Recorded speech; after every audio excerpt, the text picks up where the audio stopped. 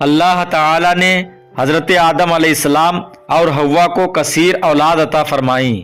تاریخ طبری میں ہے کہ ان کے یہاں ہر بار ایک لڑکا اور ایک لڑکی پیدا ہوتے تھے، اور انہیں یہ حکم تھا کہ ہر لڑکے کی شادی دوسرے لڑکے کے ساتھ پیدا ہونے والی لڑکی سے کریں، اور دوسرے کی شادی پہلے کے ساتھ پیدا ہونے والی لڑکی سے کریں، یعنی اس لڑکی کے ساتھ شادی کرنا جائز نہ تھا جو لڑکے کے ساتھ پیدا ہوئی ہو۔ قرآن پاک میں سورہ مائدہ میں ہے، آدم کے بیٹوں حابیل اور قابیل کا قصہ موجود ہے، جس کا خلاصہ کچھ یوں ہے۔ حضرت آدم علیہ السلام ہر لڑکے کی شادی دوسرے لڑکے کے ساتھ پیدا ہونے والی لڑکی سے کرتے، یعنی حابیل کی شادی قابیل کی بہن کے ساتھ اور قابیل کی شادی حابیل کی بہن کے ساتھ ہونی چاہیے، لیکن قابیل کی بہن یعنی اس کے ساتھ پیدا ہونے والی لڑکی بہت حسین تھی، اس کا نام اقلیمہ تھا۔ وہ چاہتا تھا کہ حابیل کی اس کے ساتھ شادی ہونے کے وہ خود اقلیمہ سے شادی کر لے، لیکن حابیل نے کہا کہ اقلیمہ کے ساتھ میری شادی ہونا طے ہے اور میں اپنے باپ کے حکم کے خلاف نہ جاؤں گا۔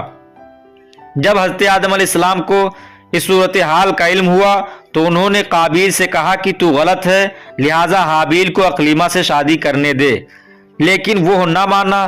تب حضرت آدم علیہ السلام نے دونوں بیٹوں کو حکم دیا کہ تم دونوں اللہ پاک کی راہ میں کچھ قربانی دو، جس کی قربانی قبول ہوگی اس کی شادی اقلیمہ سے ہوگی۔ جب وہ دونوں قربانی دے رہے تھے تو حضرت آدم علیہ السلام بھی وہاں موجود تھے۔ حابیل بکریاں چرایا کرتا تھا، اس نے ایک موٹا تازہ جانور قربان کیا، اور قابیل نے اپنی کھیتی میں سے نکمی فصل کا ایک گٹھا قربانی کے طور پر پیش کیا۔ آسمان سے آگ اتری اور اس نے حابیل کی قربانی کو کھا لیا اور قابیل کی قربانی کو چھوڑ دیا، یعنی اللہ کی بارگاہ میں حابیل کی قربانی قبول ہوئی۔ قابیل کو اس بات پر غصہ آیا، اس نے کہا کہ حابیل کی قربانی اس لیے قبول ہوئی ہے کیونکہ آدم علیہ السلام نے اس کے حق میں دعا کی تھی اور میرے لیے دعا نہیں کی۔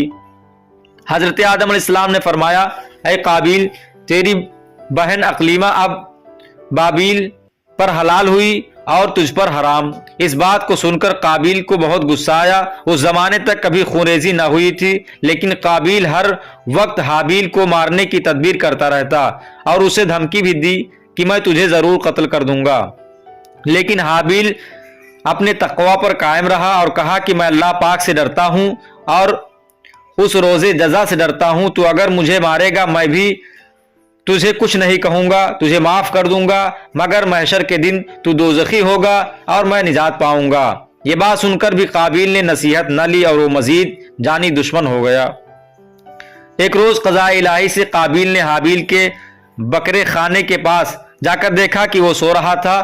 اسے سوتے دیکھ کر قابیل کو سمجھ نہ آیا کہ اسے کیسے ماروں۔ اسی وقت شیطان انسانی شکل میں آیا اور سانپ بھی اس کے ساتھ تھا۔ شیطان نے پتھر اٹھا کر سانپ کو مارا، وہ مر گیا۔ یوں ابلیس لعین سے تربیت پا کر سیکھ کر قابیل نے حابیل کے سر پر پتھر مارا، حابیل مر گیا۔ قابیل مردود گنہگار کافر ہو گیا۔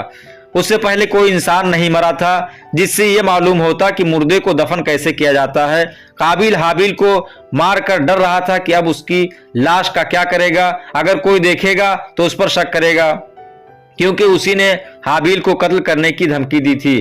پس اللہ پاک کے حکم سے دو کوے آئے اور لڑنے لگے، ایک نے دوسرے کو مار ڈالا اور پھر زمین کو اپنے پیروں سے کھود کر اس نے اس کوے کو دفن کر دیا۔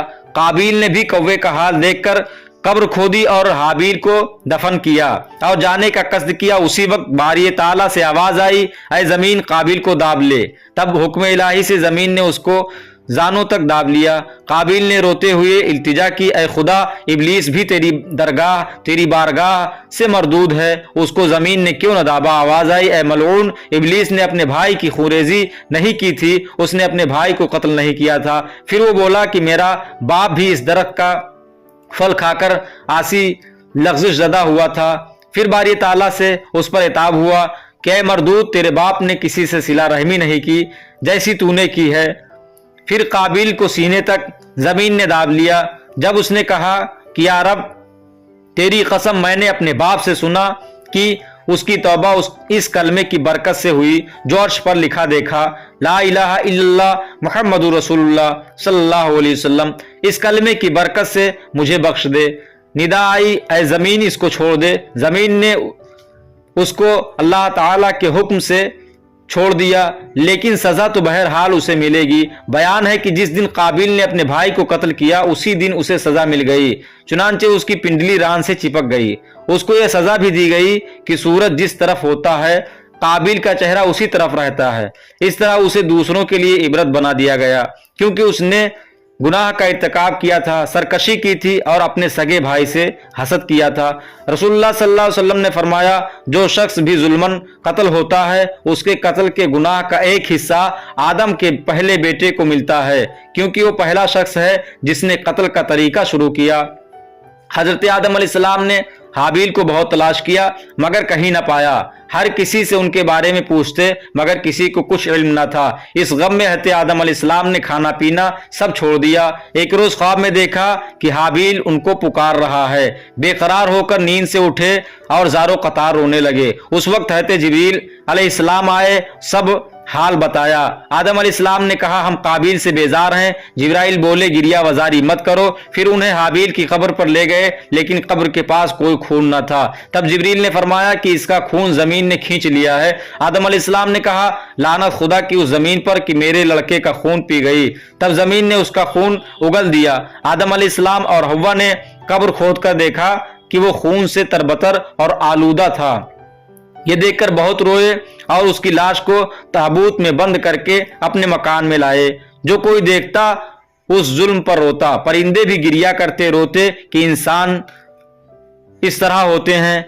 वो इंसानों से भागते कि इंसान जालिम होते हैं जिन्होंने अपने भाई को मार डाला। हज़रत आदम अलैहिस्सलाम ने हाबिल को अपने मकान पर लाकर दफन किया। उस वक्त उनके 100 से ज्यादा लड़के थे और हाबिल के सिवा कोई न मरा था।